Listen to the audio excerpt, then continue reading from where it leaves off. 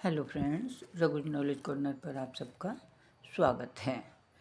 कल की वीडियो में हमने किया था कि साहित्य में रस से क्या अभिप्राय है, अर्थात रस किसे कहते हैं, रस होता क्या है। तो आपको याद है मैंने कल बताया था कि रस क्या होता है, कि जिससे हमें आनंद प्राप्त होता है। जिस चीज़ को देखने से, पढ़ने से, सुनने से, गाने से हमें आनंद की अनुभूति हो, उसे हम रस कहते हैं। ज़रूरी नहीं है उससे हमें आनंद ही हो, उससे हमें क्रोध भी आ सकता है, उससे हमें दुख भी हो सकता है, उससे हमें प्रेम भी हो सकता है, उससे हमें हंसी भी आ सकती है। तो ये सारे क्या होंगे? रस। इनके बारे में मैं अभी आपको आगे बताऊंगी कि रस कितने प्रकार के होते हैं और वो कैसे कैसे पैदा होते हैं। तो आज हम करेंगे रस के अंग, कि रस जो है किन किन कारणों से पैदा होता है, रस के कौन कौन से अंग हैं जिनके कारण हमारे मन में रस के भाव पैदा होते हैं, रस पैदा होते हैं। तो ये अंग हैं 4। रस के कितने अंग हैं? 4। कौन कौन से? नंबर 1 स्थायी भाव, नंबर 2 विभाव, नंबर 3 अनुभाव, नंबर 4 संचारी भाव। तो 4 कौन कौन से हुए? स्थायी भाव, विभाव, अनुभाव और संचारी भाव। तो सबसे पहले हमारा है स्थायी भाव। स्थायी का मतलब ही पता चल रहा है, जो स्थायी हो, स्थिर हो। स्थायी भाव जो है मनुष्य के जन्म से ही जो है उसके अंदर रहते हैं। कुछ भाव ऐसे होते हैं जो मनुष्य के जन्म के समय से ही उसके अंदर होते हैं, मनुष्य के अंदर होते हैं, लेकिन धीरे धीरे उनका विकास होता रहता है। ये जो भाव होते हैं मनुष्य के मन में, ये सुप्तावस्था में पड़े रहते हैं, इनका पता नहीं चलता। लेकिन जैसे ही उनको अवसर मिलता है, जैसे ही कोई ऐसा मौका आता है जिससे उनको या तो क्रोध आ जाए, किसी की व्यक्ति की बात से क्रोध आ जाए, या किसी से प्यार आए, या किसी को देख के डर जाएं, तो ये जो भाव, जो हमारे स्थायी भाव सुप्तावस्था में पड़े थे, ये प्रदर्शित हो जाते हैं, ये जागृत हो जाते हैं। तो इन भावों को हम क्या कहते हैं? स्थायी भाव। जो स्थायी भाव को पैदा करता है, जो स्थायी भाव को पैदा करने का कारण है, उसे हम क्या कहते हैं? विभाव। ये जो स्थायी भाव है, यही अभिव्यक्त होकर रस में परिवर्तित होता है, रस में बदल जाता है। तो आपको समझ में आया कि स्थायी भाव किसे कहते हैं? स्थायी भाव जो बचपन से ही हमारे मन में हों, लेकिन वो सुप्तावस्था में पड़े हों, हमें दिखाई नहीं देते, लेकिन जैसा मौका होता है, जैसी स्थितियाँ होती हैं, परिस्थितियाँ होती हैं, वैसे ही वो भाव उजागर हो जाते हैं। नेक्स्ट हमारा है विभाव। विभाव क्या होते हैं? विभिन्न प्रकार के स्थायी भावों को जगा देने का जो कारण है, उन्हें हम विभाव कहते हैं। मैंने ऊपर भी बताया था आपको कि विभाव किसे कहते हैं? जो स्थायी भाव को जागृत करे।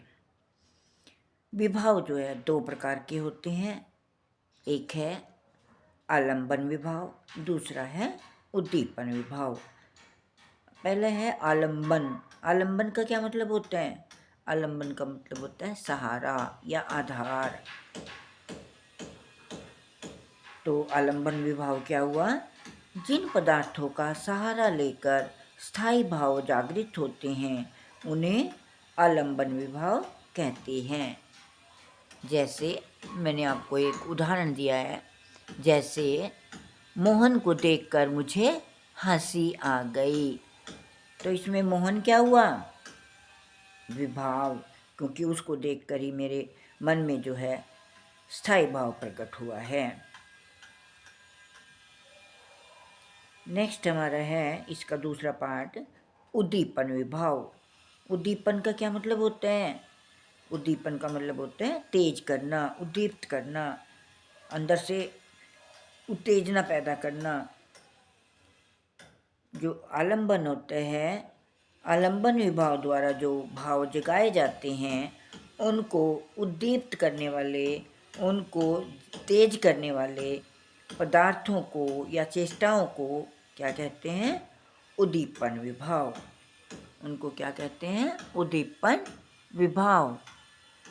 तो इसका भी मैंने आपको एक उदाहरण दिया है, जैसे शोभा की रंग बिरंगी तथा सुंदर पोशाक को देखकर मुझे उस पर हंसी आई और प्यार भी आया। नेक्स्ट है हमारा अनुभाव। तीसरा क्या है हमारा? अनुभाव। अनु का अर्थ क्या होता है? अनु का अर्थ होता है पीछे। अनु का क्या अर्थ होता है? पीछे। तो अनुभव का क्या अर्थ हुआ? जो भाव के बाद जन्म ले। जो भाव के बाद जन्म ले उसे हम क्या बोलेंगे? अनुभाव। जब किसी पात्र में विभावों को देखकर स्थायी भाव उठता है, स्थायी भाव जाग उठता है और वो कुछ हरकतें, कुछ चेष्टाएं करने लगता है, उन्हीं को अनुभाव कहते हैं। उन्हीं को हम क्या कहते हैं? अनुभाव कहते हैं। नेक्स्ट हमारा है संचारी भाव। संचारी भाव क्या होते हैं?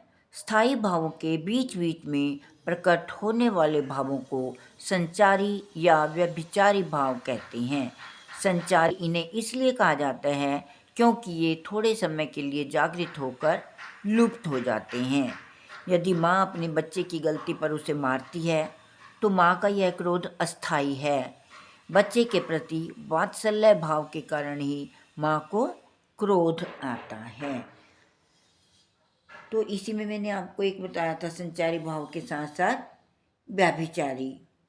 संचारी भावों को व्याभिचारी भाव भी कह दिया जाता है। क्यों? क्योंकि ये भाव किसी भी स्थायी भाव के साथ आ सकते हैं। किस स्थायी भाव के साथ कौन सा संचारी भाव आएगा यह निश्चित नहीं किया जा सकता, इसलिए संचारी भावों को व्याभिचारी भाव भी कह दिया जाता है। संचारी भावों की संख्या कितनी मानी गई है? 33। इसको साहित्य में जो है 33 की संख्या दी गई है। धन्यवाद। आज की वीडियो में बस हम इतना ही करेंगे, बाकी हम कल करेंगे। अगर आपको मेरी वीडियो पसंद आई हो तो इसे लाइक और शेयर ज़रूर कीजिएगा तथा कमेंट्स करके बताइए कि आपको वीडियो कैसी लगी। अगर किसी ने अभी तक मेरे चैनल को सब्सक्राइब नहीं किया है तो प्लीज़ जल्दी से सब्सक्राइब कर दें ताकि हम अच्छी अच्छी वीडियो आपको भेज सकें और आप हमारी सभी वीडियो का आनंद ले सको। धन्यवाद।